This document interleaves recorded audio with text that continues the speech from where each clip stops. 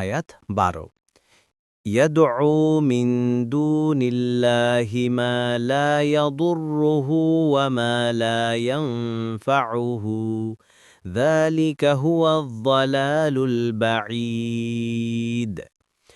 অনুবাদ: সে আল্লাহর পরিবর্তে এমন কিছুকে ডাকে যা তার কোনো অপকার করতে পারে না আর যা তার উপকারও করতে পারে না। এটাই চরম পথভ্রষ্টতা। আয়াত 13 ইয়াদউ লামান দররুহু আকরাবু মিন নাফঈহি লাবিসাল মাওলা ওয়া লাবিসাল আশীর। অনুবাদ: সে এমন কিছুকে ডাকে যার ক্ষতি তার উপকারের চেয়ে বেশি নিকটতর। কত নিকৃষ্ট এই অভিভাবক এবং কত নিকৃষ্ট এ সহচর।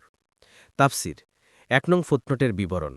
পূর্ববর্তী আয়াতে আল্লাহ ছাড়া অন্যান্য মাবুদদের উপকার ও ক্ষতি করার ক্ষমতা সম্পূর্ণরূপে অস্বীকার করা হয়েছে, কারণ মূলত এবং যথার্থই তাদের উপকার বা ক্ষতি করার কোনো ক্ষমতা নেই।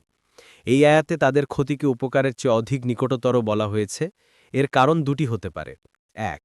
এখানে অধিক বলে সম্পূর্ণরূপে বোঝানো হয়েছে, অথবা তর্কের খাতিরে বলা হয়েছে। যেমন অন্যত্র এ ধরনের ব্যবহার এসেছে, হয় আমরা না হয় তোমরা সৎপথে স্থিত অথবা স্পষ্ট বিভ্রান্তিতে পতিত। সূরা সাবা ২৪ নম্বর আয়াত। কোনো মুফাসসির বলেন, এই পূর্ববর্তী যাদের সম্পর্কে বলা হয়েছে যে তারা কোনো উপকার বা অপকার করতে পারে না, তারা হচ্ছে মূর্তি ও প্রতিমা। আর এই আয়াতে ওই সমস্ত মাবুদদের কথা বলা হচ্ছে যারা জীবিত অবস্থায় তাদের যারা ইবাদাত করে তাদের কোনো উপকার করতে পারে, যেমন তাদেরকে দুনিয়ার সম্প্রদায় দিয়ে ভরে দিতে পারে, তাদের কোনো উদ্দেশ্য পূরণ করে দিতে পারে, যেমন ফিরাউন, যারা তার ইবাদাত করত হয়তো সে তাদের কোনো স্বার্থ হাসিল করে দিত। সেজন্যই এখানে মা শব্দটি ব্যবহৃত হয়েছে, যা বিবেকসম্পন্নদের সাথে সংশ্লিষ্ট, আর পূর্ববর্তী আয়াতে মা শব্দটি ব্যবহৃত হয়েছে, যা বিবেকহীন মূর্তি প্রতিমা ইত্যাদির সাথে সংশ্লিষ্ট।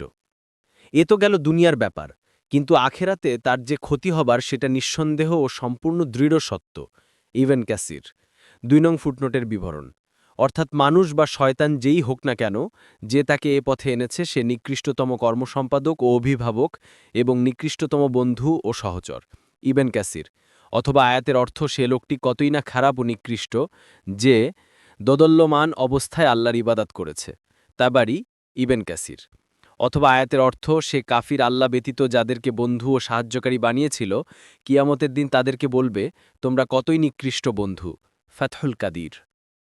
পরবর্তী তাফসিরে যেতে ভিডিওটি শেষ হওয়ার পূর্বেই এই বক্সে ক্লিক করুন।